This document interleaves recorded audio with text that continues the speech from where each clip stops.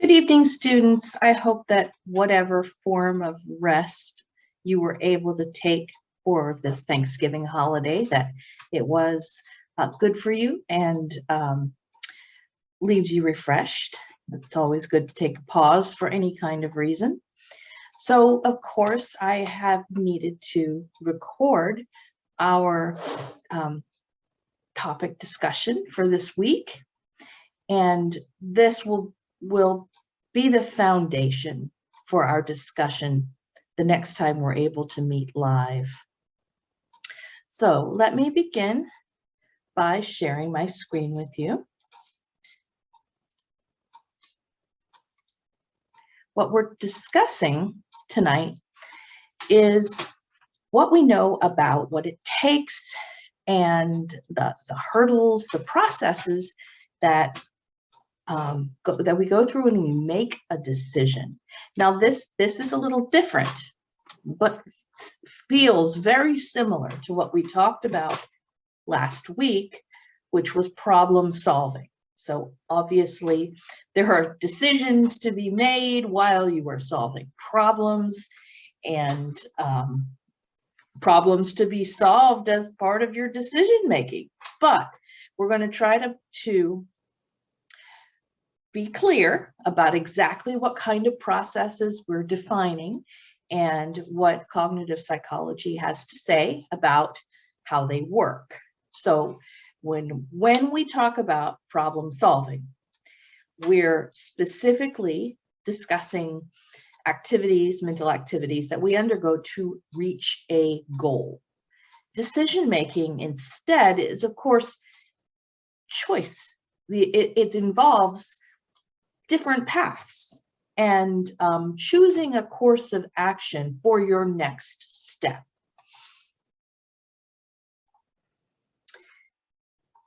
Research in this area started in, really with economics, with classical decision theory, and considering the ways in which people make choices in order to predict the decisions that might impact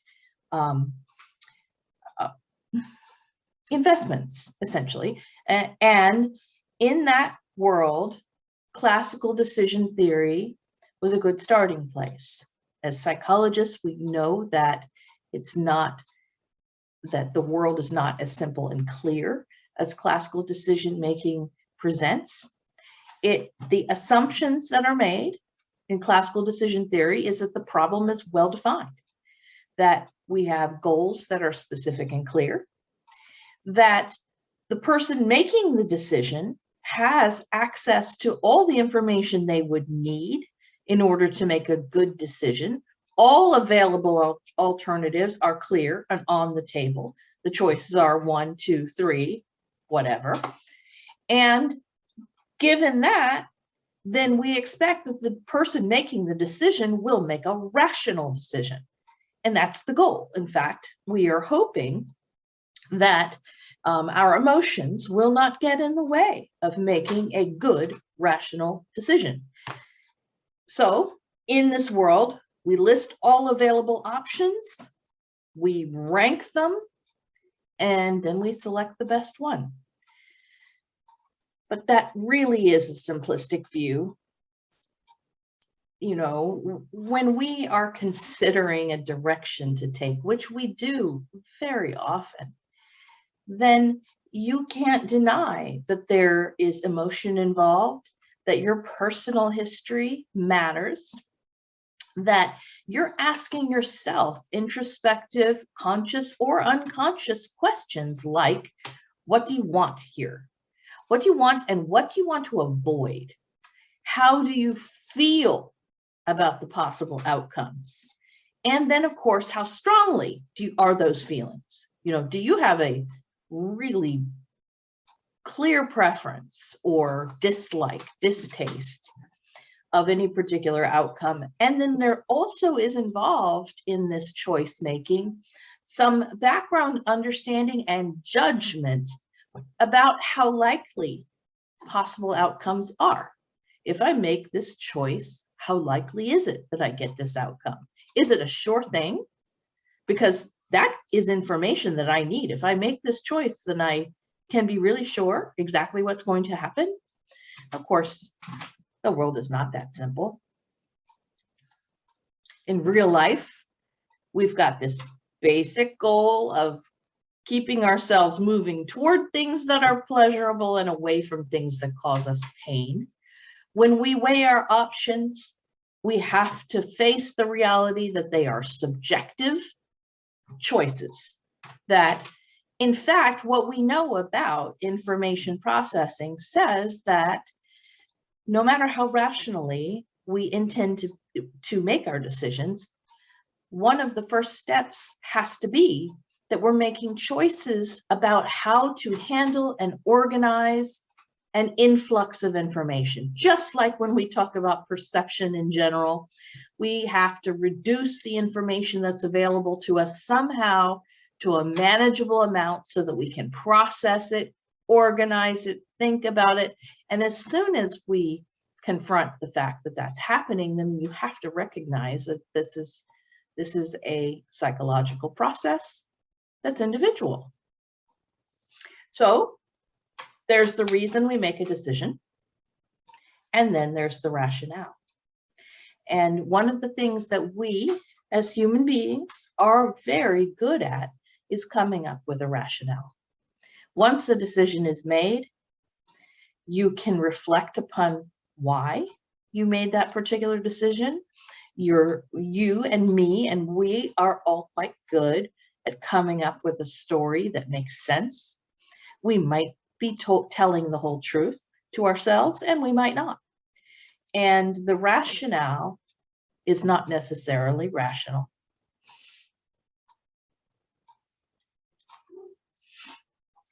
The first ways that I want you to understand are the thinking processes that are slightly biased. We've touched upon some of these in other discussions, but now I want to make explicit some things to look out for and know about. And recognizing the truth, which is that just knowing about them doesn't make them go away. But it does help you understand yourself and others, and is a tool, another way for you to have the possibility of creating more rationality in your introspection.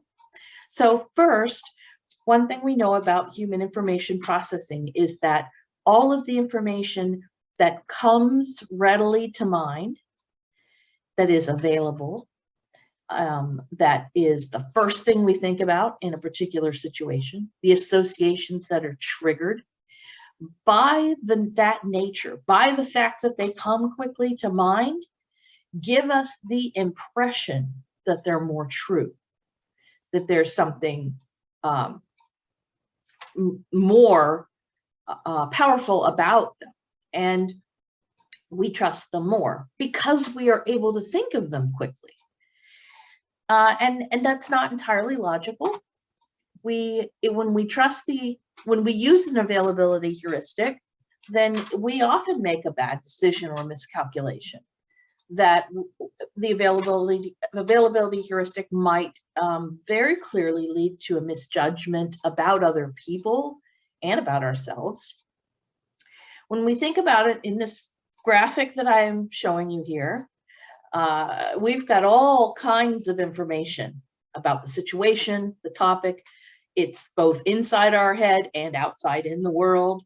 The information is potentially knowable. But the information that we actually use to make a decision, especially if we have to make a quick decision, is based upon information that is recent, therefore fresher in our mind, is something that we have experienced often. Frequency makes a stronger memory. A lot of this is connected to what you now understand about memory processes. So experiences and information that are recent and happen often, especially those that are extreme in nature, which makes them very memorable and vivid, a lot of detail. And oddly, as we have discovered in so many different areas of human information processing, negative information is remembered better. And so these are the kinds of examples that we pull from our long-term memory store and use to make a decision. Negative information is easier to recall than positive, and that's for many reasons. It has to do with the way in which we processed it in the first place. Here are just a few findings to remind you of this that we've talked about in many situations. We're more likely to notice a threatening face, which is a subjective judgment, but we are much more likely to notice and have our attention drawn to someone whose facial features appear to be looking mean, scowling, and threatening in some way when we're just scanning a crowd. So for our own protection, we have this bias to pay attention, especially to those kinds of faces. And we do spend a lot of our mental processes focusing on faces in general. We also are motivated to explain why something bad happened. Of course, because we want to avoid it in the future. We don't feel the same need to explain positive events. We just accept them and are happy and move on.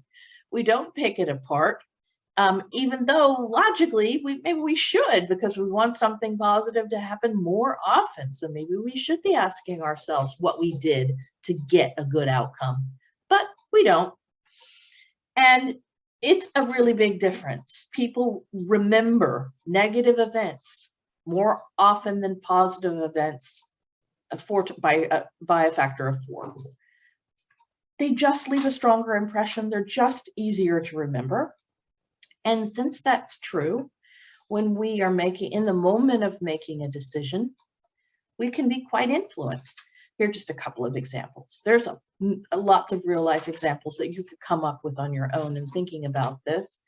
But if you recently had a bad travel experience, you were stuck at a particular airport, wound up sleeping in the airport overnight, and it was uncomfortable and awful, then the very next time, remember the recency part, the very next time you're planning a trip, that's going to be fresh in your mind, negative, and you're going to make choices about which airline, which airports you fly into and out of, as though that is extra information that will help you avoid that outcome in the future.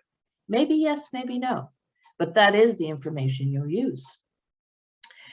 We know that when there's a shark attack, that's kind of a common example. You hear about on the news a vivid, negative, terrifying event, terrorist attack, airplane crash, these big events, shooting, a mass shooting. Then our behavior changes and we start to feel as though that event is somehow more likely to happen to us. And it's not true that it's more likely to happen to us. You know, it's just that it is so vivid in our mind. That's the availability heuristics. And I have, as you see on my slide, I'm just reminding you that you're twice as likely to be killed by a coconut at the beach than a shark. And we'll expand on this, of course, next week, but mood impacts the availability heuristic. People who are in a good mood are more likely to depend on on this information that something's easy to recall. They're more likely to use the availability heuristic while people who are in a more negative mood spend more time thinking about the actual content of what they're remembering and the decision that is right in front of them. That's a very interesting research finding that we should spend some time talking about next week, what that might mean. Another strong influence on our in-the-moment decision-making is the representativeness heuristic, that we tend to judge how likely something is to happen or the likelihood of an event based on how close it is to a prototypical example of that we keep in our mind. So I guess it is fair to connect this in your memory with stereotypes, although it's a little different. It is a stereotype can be the source of using a representativeness heuristic. But like this question, if you're to meet a man who's slim and short, wears glasses and likes poetry, and you were asked, what do you think his profession would most likely be, given the choices Ivy League professor or truck driver, more people would choose Ivy League professor. Though either is likely, and there really isn't any information in this that really tells you one way or another, but one description is closer to a prototypical representation that you have of what a professor is like versus what a truck driver is like.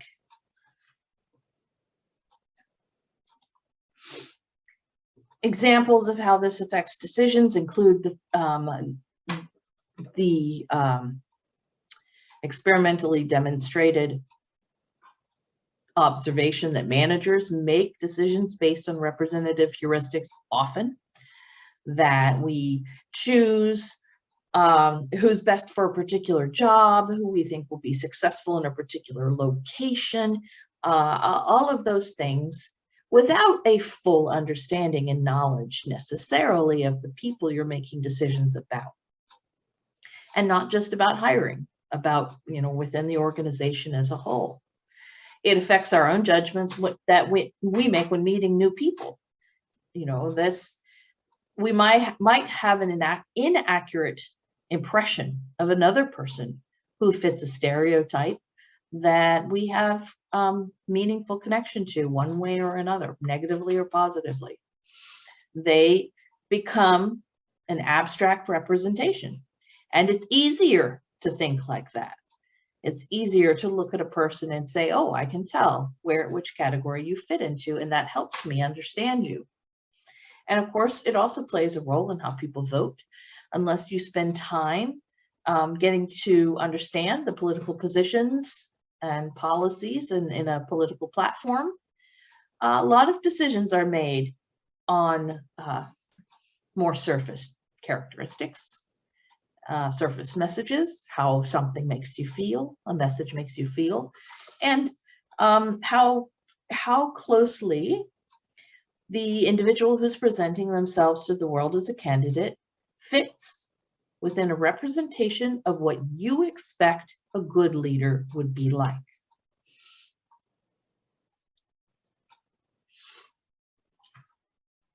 Overall, it is very hard to be reflective about this fact, but each of us overestimates how many other people in the world share our opinions and views.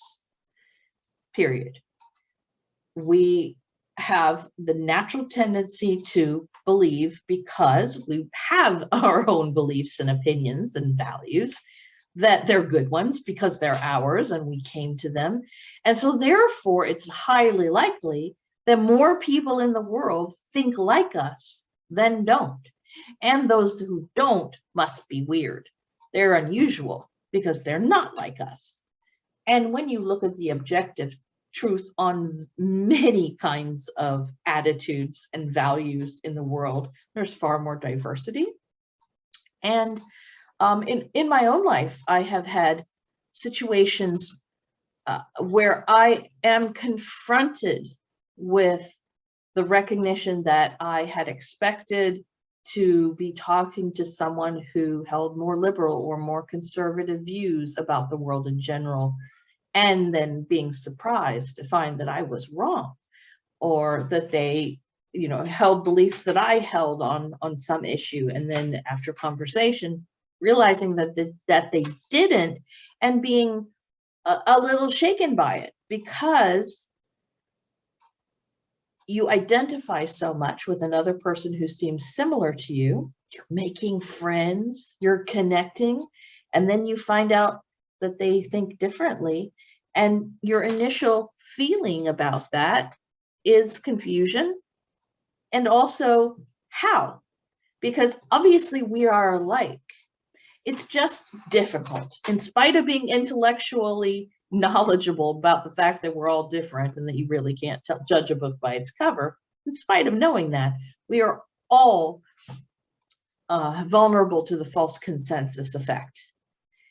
And if you don't have real information about how many people believe the same way that you do, if you spend your time talking only to those people who do believe the same way that you do, then this only gets exaggerated because it becomes so obvious that the majority of the people hold your opinions.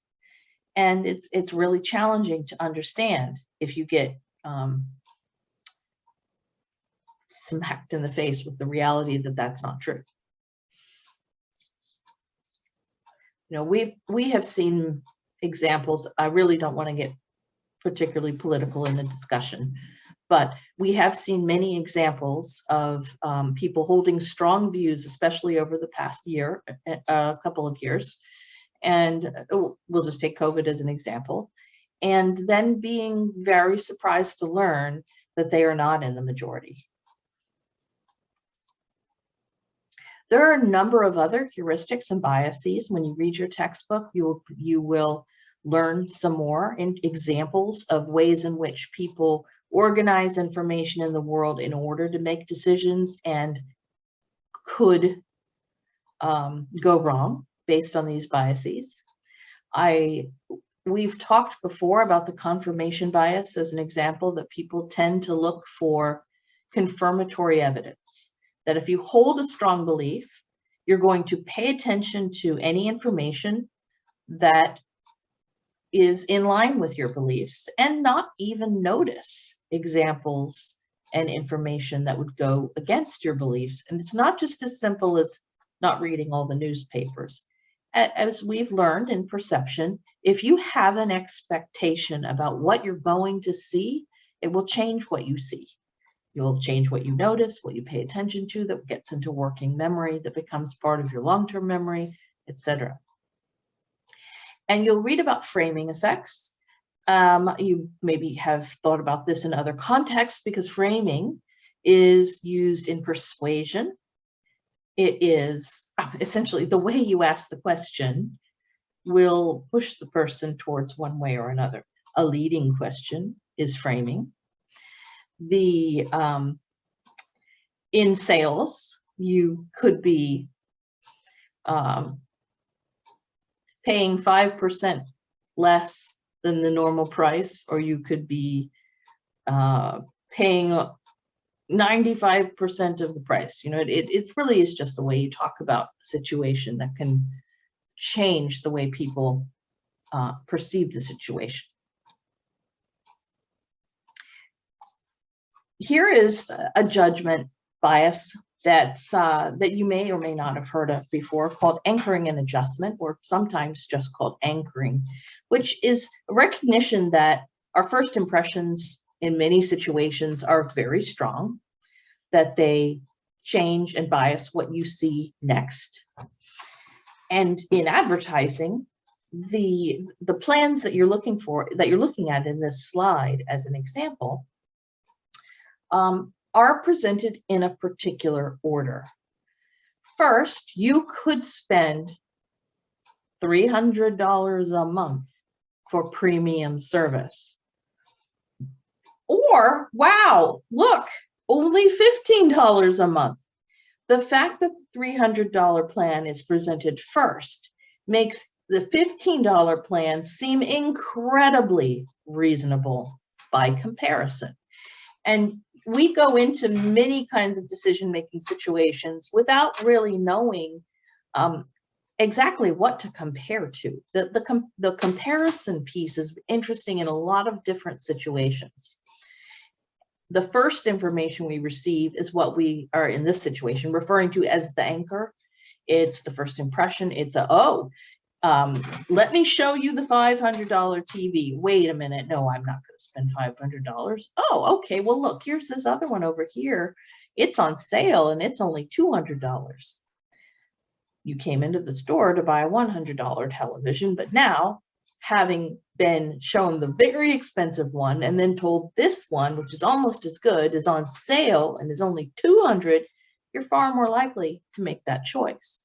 And it's because the more expensive item becomes the anchor. It can work the other way around as well, of course. If you saw something that was very cheap and then someone said they wanted you to pay $100, you would walk away. You would say, absolutely not. That's, by comparison, so much more.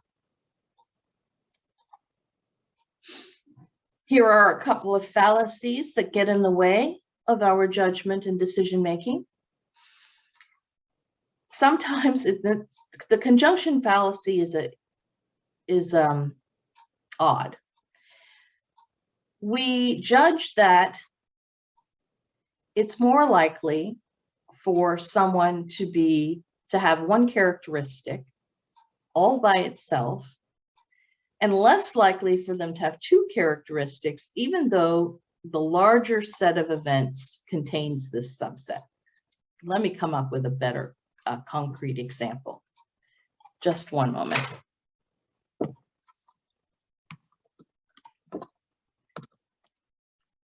see. Okay.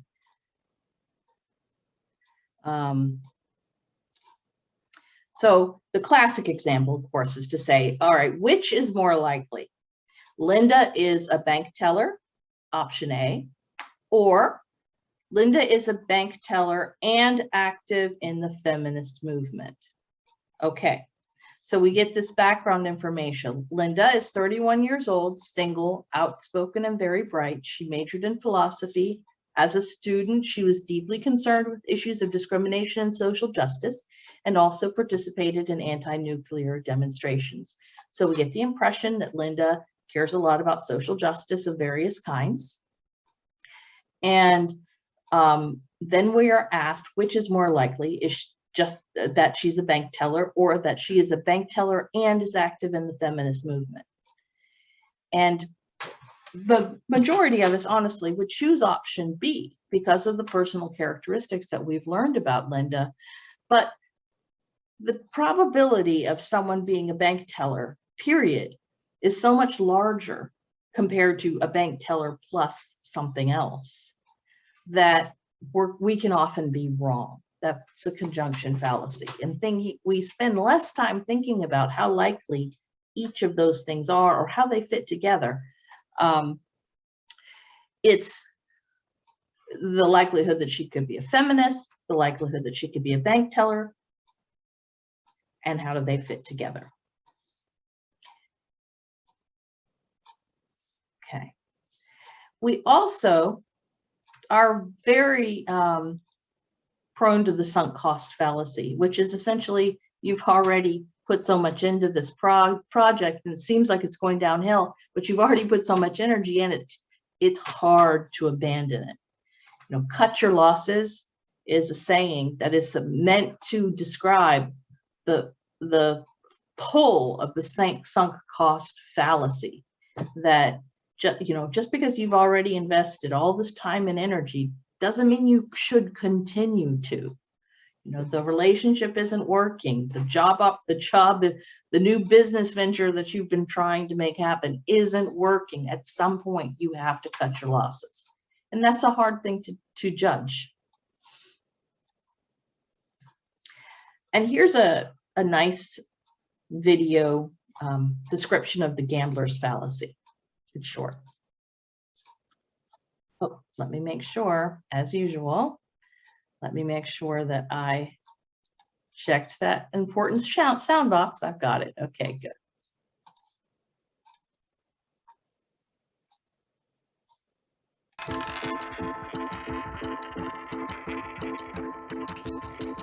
So let's say you're flipping a coin with someone, and the first time you flip, it's heads. Next time you flip, it's heads again. You keep on flipping for 10 coin flips in a row. It keeps on landing heads. At some point, you're going to start expecting the next coin flip is now more likely to be tails, and that's what we call the gambler's fallacy. In reality, when you're flipping coins, the probability of that next coin flip landing heads or tails is always exactly 50%. It doesn't change even if you've had a long streak of heads. We look at how the gambler's fallacy can bias and lead to mistakes in everyday decision making. For example, we show in the setting of loan officers who are screening loan files that they are more likely to reject the current loan file that they're looking at if they just granted a loan to the previous applicant. We would estimate that 5% of loan decisions would have gone the other way if not for this type of bias. Most of the previous research on the gambler's fallacy has focused on bringing people into a laboratory setting and studying their behavior within that experimental setting. Our paper instead looks at real data on people making decisions as part of their everyday jobs. So we're looking at sequences of real asylum decisions made on refugee applicants.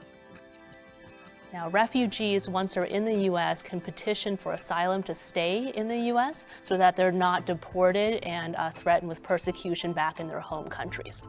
What we find is that asylum judges in the U.S. are more likely to grant asylum to the current refugee applicant if they just denied asylum to the previous applicant, and then similarly, if they just rejected asylum for the previous applicant, they're more likely to grant asylum to the current applicant. This is a serious problem because we want to grant asylum to the most deserving of applicants because each refugee applicant's life is at stake with this type of decision. So whether you're flipping a coin or you're a judge deciding whether or not to grant asylum, hopefully by becoming aware of this type of bias, your decisions will no longer be swayed by previous outcomes.